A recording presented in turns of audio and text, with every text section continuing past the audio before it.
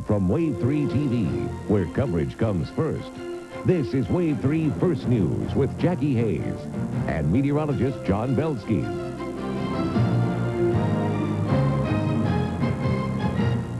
The river is running high, and so are the hopes. The Belle of Louisville and the Delta Queen are ready to face off in the great Steamboat race. Good afternoon. It is the biggest race in town, not counting the Derby, and we are 1 hour away from the cannon fire that starts all the action. WAVE 3's Craig Hoffman and Karen Adams are live at the wharf getting ready for the great race. Fellas? Hi, Jackie. How you doing? Well, doing super. Great. We're having a great time out here. We've got the Belle and the Delta Queen surrounding us, don't we? And it's the 34th year for the race, and crowd just started gathering about a half an hour or so ago. You can see behind me the Belle of Louisville.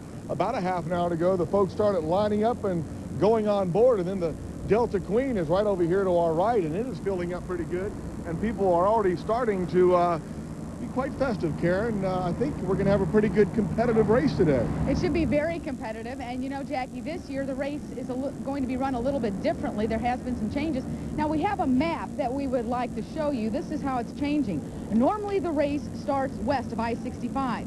Well, this year, because river conditions are high, it's forcing the race to start east of I-65 at the Big Four Bridge. Now, you can see this on your map on the screen right now because there's a pink line. Now, that's where it's going to start. It's going to head north, going to go upriver, where it will end at 6 Mile Island. Normally, that's the island where the boats turn around and come back, but that is actually where it's going to end. And it will be 5 miles from here to that destination. And some good news, about an hour and a half ago, the Louisville Police dive team was here, and they inspected both boats. And for the past 10 years, they checked for bombs because about 10 years ago, Karen, someone phoned in, unfortunately, a bomb threat, but they found nothing, so everything's safe but the water. And it should be a good race, but I know last year there was quite a bit of controversy. Last year there was a lot of controversy because, as we all know, the Belle of Louisville actually won that race. But folks on the Delta Queen say that's not necessarily the case. It actually started with over the stern, didn't it, Craig? Yes, it did, and the Delta Queen crossed it first with its bow, and then the Belle of Louisville's stern came over, creating quite a controversy. That's right. And as you know, the Belle of Louisville walked away with gilded antlers, but folks aboard the Delta Queen tonight say that they're really going to be the ones to cross that finish line. In fact, the Delta Queen's captain thinks the race might have been fixed last year.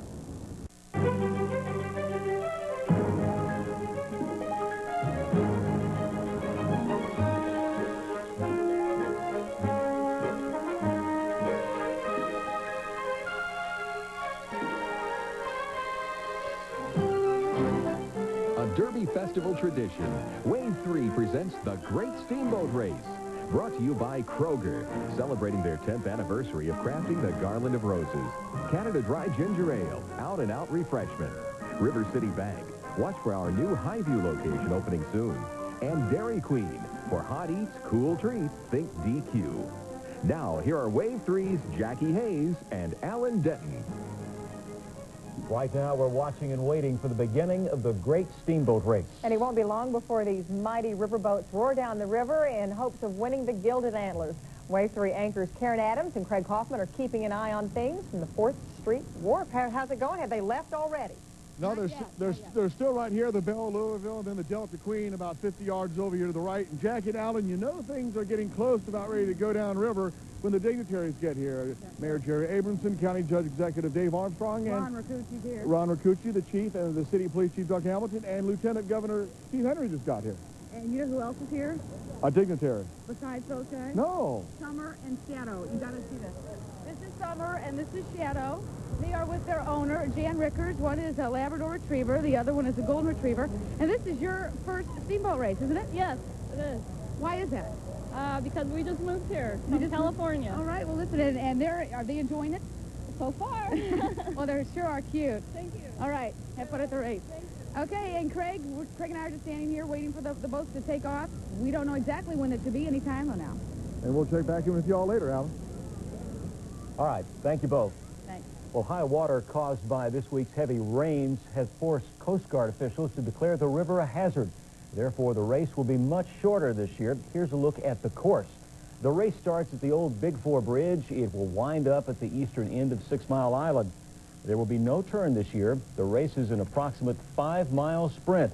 The Gilded Antlers will be presented later tonight when the boats return to the wharf. They have only about 13 minutes before the race is to get underway. Not long now. Absolutely. A live report from Wave 3's News Yacht coming up.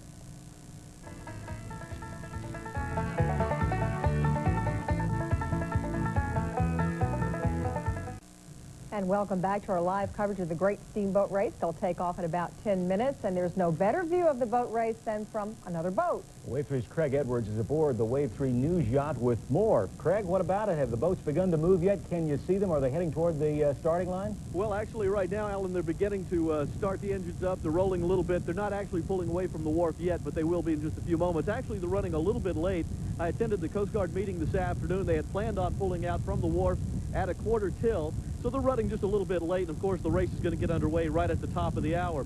The river's been closed now for just about an hour, and it looks like they've done a good job of maintaining all the other boats on the backside of 6 Mile Island. Everybody's down there waiting for the race as it comes that way, and of course it's going to be a big sprint. With the winds we've got out here right now, it looks like that's also going to be playing into the strategy as we go down the river. So it's going to be an interesting race, I think, for this afternoon, especially with that all-out sprint down the river. Craig, what about the wind? You think that's going to be a factor this afternoon? I know it's really gusty out there. It looks it. Very gusty, and it's hard to determine exactly who that's going to help out. I mean, both boats are rather large, so the wind's going to be at their back, so it'll be helping them go against the current. Actually may increase the speed just a little bit. Right now, the Coast Guard says the wind is going to help them as they face the current downstream. All right, good enough. We'll check back with you a little later, Craig. Thanks. And we're going to take you on board the Steamboats coming up next on Wave 3. Stay with us for more live coverage of the 1996 Great Steamboat Race.